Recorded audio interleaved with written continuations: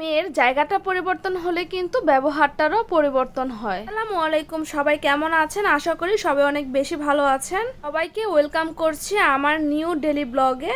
আমার daily blog মানেই হচ্ছে সারাদিনে রান্নাবান্না কি কাজ করি টুকিটাকি আপনাদের সাথে শেয়ার করি। বলেন তাহলে ঘরের কিছু টুকিটাকি কাজ করতে করতে আর রান্নাবান্না করতে করতে আপনাদের সাথে কিছু কথা শেয়ার করা যাক। আমরা কিন্তু মেয়েরা বড়ই অদ্ভুত, কারণ মেয়েদের জায়গা পরিবর্তন হওয়ার সাথে সাথে কিন্তু তাদের ব্যবহারটারও পরিবর্তন ঘটে খুব দ্রুত।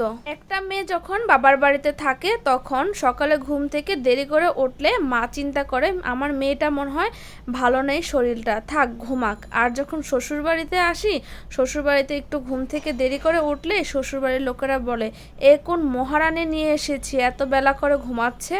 বাবা মার কাছে যদি সন্তানেরা কোনো ভুল করে সেটা কিন্তু 1000বার মাফ করা যায়, তো শ্বশুর বাড়ি একটা ভুল করলে 1000টা কথার সম্মুখীন হতে হয়। যাই হোক, সারাদিনের টুকিটাকি অনেক কাজই করলাম আজকে। তো এদিকে কতগুলো আদা রসুন কেটে দিয়ে গেছিল বুয়া, সেগুলো ব্লেন্ডার করে দেন এখন আমি একটা বক্সের মধ্যে রেখে দেব। আর এই বড় বক্স থেকে আমি ছোট আরেকটি বক্সে রেখে দেব।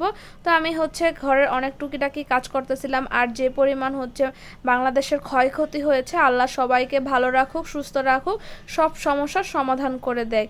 আসলে আমরা মেয়েরা কিন্তু অনেক কাজে করে থাকি ঘরের টুকিটাকি। তো এই তো আমি আরেকটা ছোট্ট বক্সের মধ্যে রেগুলার খাওয়ার জন্য আদা রসুন বাটা রেখে দিচ্ছি। আর বড় বক্সটা আমি একবারে ডিপ করে রেখে দেব, আর ছোট বক্সটা আমি নর্মালি রেখে দেব। মেয়েদের কাজ চোখে দেখা যায় না, কিন্তু একটা সংসার করতে গেলে যে কত টুকিটাকি কাজ করতে হয় শুধুমাত্র একটা মেয়ে জানে। আমরা যেহেতু মেয়ে, আমাদের সব মুখ বুঝে সহ্য করে কাজ করতে হবে, সবার কথা হজম করা শিখতে হবে, তাহলেই কিন্তু আমরা শ্বশুরবাড়িতে ভালো হয়ে থাকতে পারবো, ভালো বৌমা হতে পারবো। হঠাৎ করেই দেখি আমার চোখের সামনে একটা বাক্স পুরো মিষ্টিতে ভরা। তো মিষ্টি যেহেতু আমার অনেক পছন্দের একটি খাবার, আমি কিন্তু লোভটা সামলাতে পারিনি। তো আমি সাথে সাথেই নিয়ে মিষ্টিটা খেয়ে ফেলতেছি। বাট কে পাঠিয়েছে, কারা পাঠিয়েছে তা কিছু জানি না। দিয়ে জামা কাপড় শুকাই গেছে, আর শুকানো জামা কাপড়গুলো সুন্দর করে ভাঁজ করতেছি। আমি কিন্তু আবার অন্য কাজও করতেছিলাম, সাথে সাথে সাথে সব কাজে মিলেমিশে করতেছিলাম। আর একটা মেয়ের ঘরের কাজ কিন্তু কখনোই শেষ হওয়ার নয়। সময় ইচ্ছা হয় কোনো কাজ করি না, সারাদিন শুয়ে থাকি, তা বললে কি চলবে? তাহলে সংসার চলবে কিভাবে?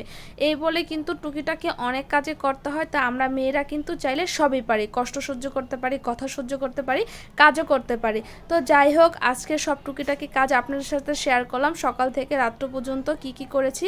আর এদিক দিয়ে কিন্তু আমার শ্বশুরে গ্রামের থেকে এতগুলো আখ নিয়ে এসেছে। আমার আখ অনেক পছন্দ, আখের রস, কিন্তু আমি আখ তেমন একটা ভালো খেতে পারি না ছুলে। তো আজকের ভিডিওটি আমার এ পর্যন্তই। সবাই ভালো থাকবেন, সুস্থ থাকবেন। আর আমার ভিডিওটি ভালো লাগলে প্লিজ শেয়ার করে দিবেন। তো আল্লাহ হাফেজ, আসসালামু আলাইকুম।